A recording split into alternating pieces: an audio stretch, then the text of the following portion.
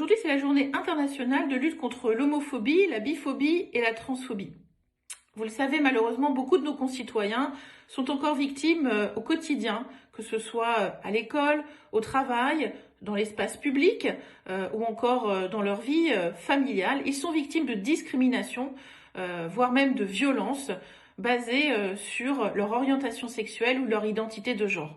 Tout ça est totalement inacceptable. Nous sommes en France, dans le pays de la Déclaration des droits de l'homme, qui, je le rappelle, pose, et c'est ce qui nous honore, dans son article 1er, que nous naissons tous libres et égaux en droit. Malheureusement, aujourd'hui, au quotidien, beaucoup d'entre nous sont discriminés et n'ont pas des droits totalement égaux. Il nous faut réellement nous mobiliser sur ce sujet. Alors, comment faire ? Comment faire pour faire reculer l'homophobie et la transphobie au quotidien ? Il faut d'abord soutenir ceux qui sont victimes de discrimination, victimes de violence sur cette base. Ça veut dire nous, quand nous en sommes témoins, parler et inciter à parler. Il y a une plateforme qui a été mise en service par la secrétaire d'État à l'égalité Elisabeth Moreno pour dénoncer ces discriminations.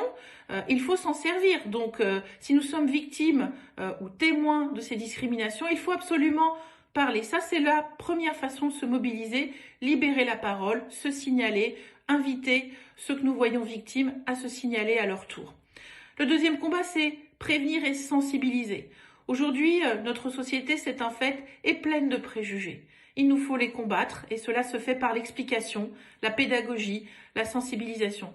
Il faut mieux former les chefs d'établissement scolaire. Il faut mieux former les élus locaux. Il faut mieux former les agents publics. Il faut mieux former les acteurs des ressources humaines et du recrutement dans l'entreprise. Bref, il y a encore un immense chantier pour sensibiliser. Sensibiliser à quoi ?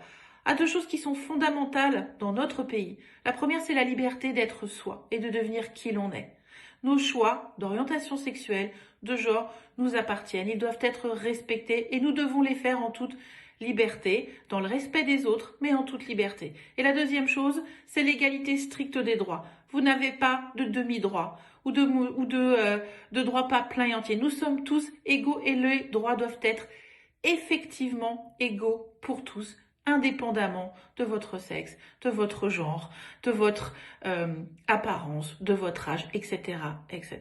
Donc ça, c'est le deuxième combat. Sensibiliser pour faire reculer les préjugés, car ils sont la mère des discriminations et des violences. Et puis, troisième chantier, troisième combat à mener, qui est plutôt le mien, celui du législateur. Nous avons une loi dans ce pays, c'est la loi du 27 novembre 2008, qui identifie 24 critères de discrimination, qui les punit, et donc il faut mobiliser cette loi. Il faut en effet donner plus de moyens à la justice, il faut soutenir l'accès aux droits pour que les victimes portent plainte contre ces discriminations.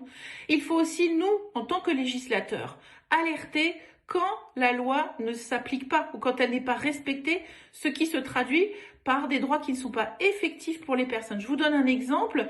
En septembre dernier, et après avoir repéré beaucoup de discrimination à l'endroit des personnes transgenres, j'ai déposé une proposition de résolution pour faire valoir les droits des personnes transgenres et rappeler qu'elles ont des droits égaux en matière d'accès aux soins, en matière de modification de leur état civil. Bref, c'est un combat de tous les instants. La loi ne suffit pas, il faut la faire appliquer, respecter et la même pour tous. Donc, soutenir les victimes et libérer la parole, sensibiliser, rappeler la liberté d'être soi et l'égalité des droits et se battre, vérifier que la loi passe et est appliquée. Ce sont vraiment les trois chantiers. Voilà, je voulais aujourd'hui vous partager mon engagement sur la lutte contre l'homophobie et la transphobie. Mais vous l'avez compris, c'est plus largement un combat pour l'égalité des droits et pour la liberté d'être soi qui me meut sur ce sujet.